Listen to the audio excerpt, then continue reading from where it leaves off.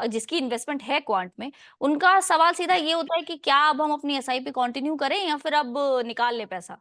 तो क्या गुड करना चाहिए उन्हें? Good question. जब तक ड्यू डिलिजेंस नहीं हो पा रही है या proper piece of information public domain में नहीं आ पा रही है या रेगुलेटर से एक प्रॉपर इंफॉर्मेशन डिसमिनेट नहीं हो रही है, तब तक आप एक फ्रेश इनफ्लोज बंद कर सकते हैं।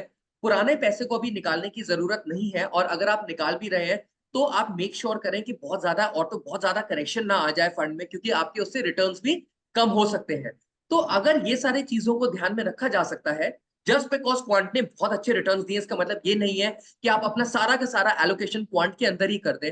अगर आपके पास और बहुत ही बहुत सारे और फंड हाउसेस भी हैं, तो आप देखेंगे कहीं ज्यादा कहीं कम, इस तरीके से अगर आप डाइवर्सिफाई अगर अपने पोर्टफोलियोज को कर पाते, तो आपके रिटर्न्स में या आपकी धैर्यता काफी तरीके से मेंटेन रहती और आपके रिटर्न्स में प्रॉब्लम नहीं आती।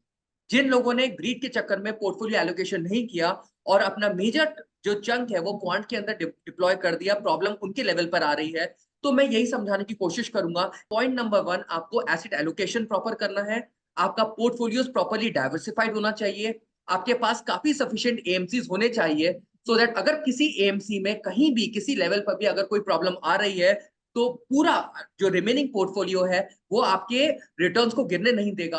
और थोड़ा बहुत भी अगर ऊंच नीच हो रही है, तो आप अपने फंड मैनेजर या रिलेशनशिप मैनेजर से एक प्रॉपर रिस्पॉन्स लीजिए कि क्या हमें एसआईपीस बंद करनी चाहिए, रिडेम्पशंस करना चाहिए, अगर एनएवीज गिर रही है नीचे तो कितनी गिरेगी, या हमें स्टैंड स्टिल एक स्टेटस को मेंटेन करके रखना है।